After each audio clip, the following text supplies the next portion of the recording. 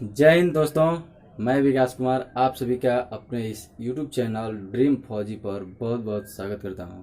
यदि दोस्तों आपका भी सपना है फौजी बनना तो मेरा इस चैनल को सब्सक्राइब कर लीजिए और बेल आइकन प्रेस कर दीजिए, क्योंकि इसी चैनल पर हम फौजी रिलेटेड कोई भी सिलेबस हो या कोई भी इंफॉर्मेशन हो फोर्स से संबंधित उसको हम आपको टाइम टू टाइम प्रोवाइड करते रहेंगे। ठीक है, तो देखिए दोस्तों, जैसा कि हम लोग इससे पहले मैथ का सिलेबस टोटली कवर कर चुके हैं, उसके बाद हम लोग आज रीजनिंग की सिलेबस की ओर देखेंगे।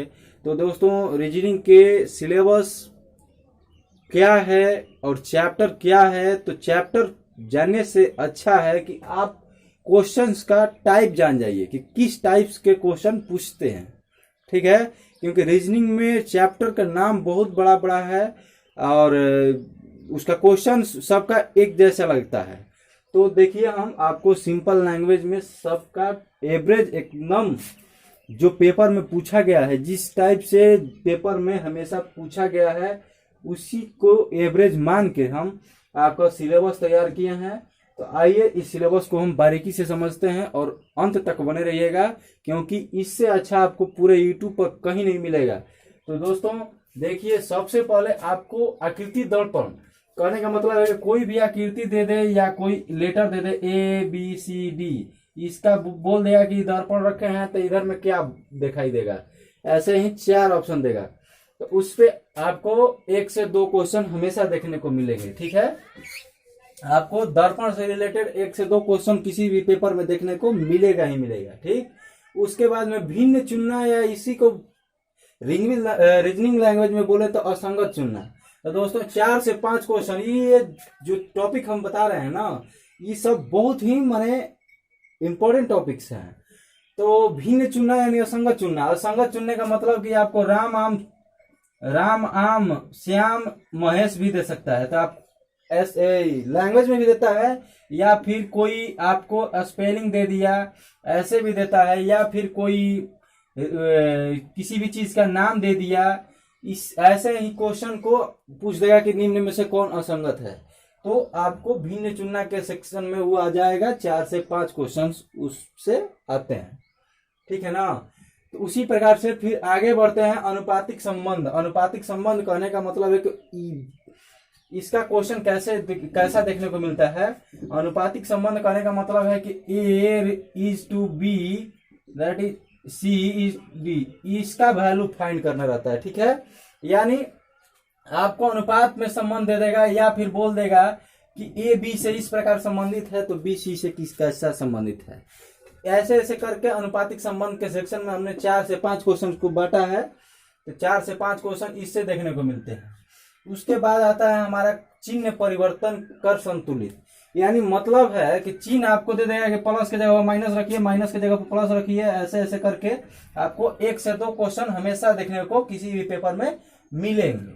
तो चिन्ह परिवर्तन करके 1 से 2 क्वेश्चन आपको हमेशा मिलेंगे। उसके बाद में हम क्रम की बात करें, जिसको इंग्लिश में बोलते हैं हम लोग सीरीज।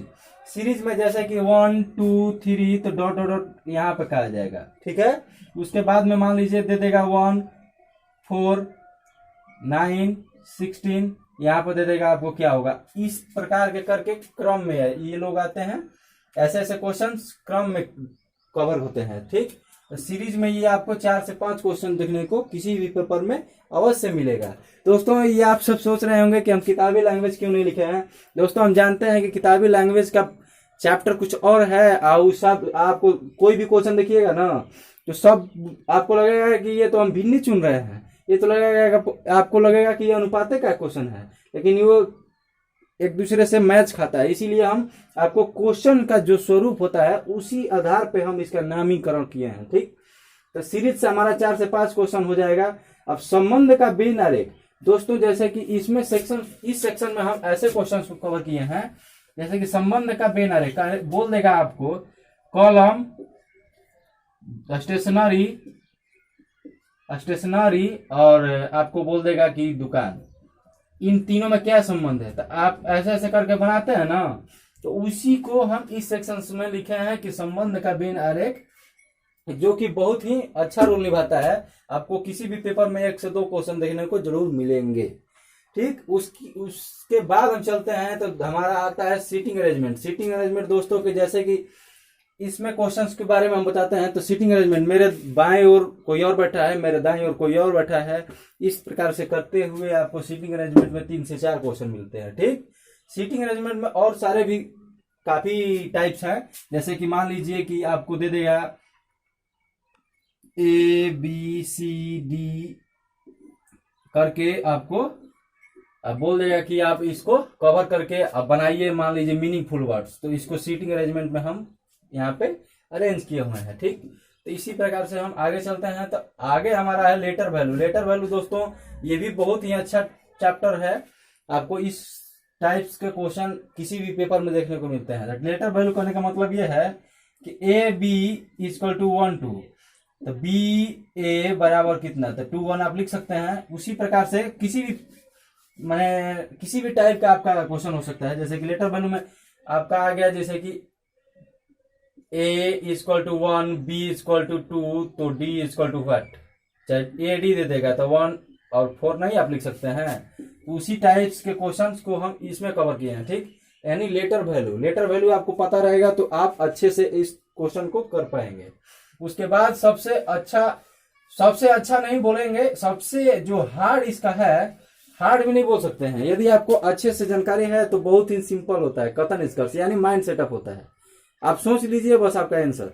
लेकिन कथन निष्कर्ष के भी 2 से 3 क्वेश्चन आपको किसी भी पेपर में देखने को मिलते हैं। SSC GD 2018 वाले पेपर में, तो आपको 21 में भी इसी बेसिस पे आपका पेपर तैयार किया जाएगा। ठीक। उसके बाद हम कथन निष्कर्ष के आगे बढ़ते हैं। तो सम्मित आकृति दोस्तों, जैसा कि सम्मित आकृति में हम सेक्शन में बांटते हैं। जैसे कि दे देगा आपका, ये मान लीजिए 4 ऑप्शन है, यहाँ पे दे दिया है ऐसे ऐसे फिगर। ठीक। तो बोल देगा कि इस फिगर को इसमें से किस में रखा जाए कि माने आपका उसको फिट करेगा, या फिर इन चारों ऑप्शंस में से किस आकृति में ये हमारा जो आकृति दिए हैं ये फिट है, उसमें ऑलरेडी स्थित है। इस टाइप के क्वेश्चन को हम सम्मित आकृति में यहाँ पे बांट दिए हैं। ठीक। उसके बाद में हमारा आता है दिशा परीक्षण। जैसे कि कहने का मतलब है कि आप पूर्व में चल रहे हैं, मैं पश्चिम में चल रहा हूं, ऐसे ऐसे करके कुछ क्वेश्चंस को कवर करते हैं हम दिशा परीक्षण में, जो कि 1 से 2 क्वेश्चन हमेशा पूछे जाते हैं। ठीक है ना। हम जो भी लिखे हैं आए हुए टाइप्स को ही लिखे हैं। ठीक। उसके बाद में और भी 2-4 टाइप्स हैं, जब इतना आप पढ़ लीजिएगा तो ऑलरेडी आप कवर कर पाइएगा। ठीक ना। उसके बाद में SSC GD में कागज मोड़ने वाला क्वेश्चन होता है, वो भी बहुत बड़ा रोल निभाता है। जैसे कि 2 क्वेश्चन मिनिमम देखने को मिलते हैं, लेकिन 1 से 2 क्वेश्चन को हम एवरेज लेकर चले हैं। ठीक है। यानी कागज मोड़ना है, यानी कागज पे आपको बोल देगा कि हम इस टाइप से यहाँ पे इस पेपर को मोड़ते हैं तो कैसा दिखेगा, या फिर इसी टाइप के क्वेश्चंस को यहाँ पे मान लीजिए ये पेपर है, बोल देगा कैसे मोड़ दिए, तो खोलेंगे यहाँ पे 2 बिंदु काट, वहां पे कागज कुछ काट दिया तो खोलेंगे तो वहां कहाँ बिंदु रहेगा। तो ऐसे ही इसको फाइंड करना रहता है। ठीक है। उसके बाद हम चलते हैं नंबर फिलर। जैसे कि संख्या फिलर करने का मतलब है कि आप मान लीजिए 4 बॉक्स है, इसमें से 1 2 3, तो यहाँ पे क्या आएगा। तो इसी प्रकार से आप माने कितना भी बड़ा क्वेश्चन कर दे या छोटा क्वेश्चन कर दे, उस टाइप के क्वेश्चन को हम नंबर फिलर में यहाँ पे बांटे हैं। तो 1 से 2 क्वेश्चन आपको उस टाइप के देखने को मिलते हैं। तो आशा करता हूँ रीजनिंग का ये टोटल आए हुए टॉपिक्स हैं, इन टॉपिक्स को आप अच्छे से कवर कीजिएगा। कोई भी बुक ले लीजिएगा, उसमें ये सारे टॉपिक्स अवेलेबल रहते हैं। और यदि वीडियो अच्छा लगा हो, मैंने सोचा है कि अपने लैंग्वेज में आपको समझाऊं, क्वेश्चंस के लैंग्वेज में आपको समझाऊं, तो आप कमेंट करके बताइएगा ये मेरा प्रयास कैसा रहा। और अच्छा लगा हो तो वीडियो को लाइक कीजिएगा और दोस्तों में शेयर कीजिएगा। और मेरे चैनल पर अब बने रहिए, क्योंकि हम इस प्रकार के आपको गाइडेंस अवेलेबल कराते रहेंगे टाइम टू टाइम। तो चलिए, जय हिंद।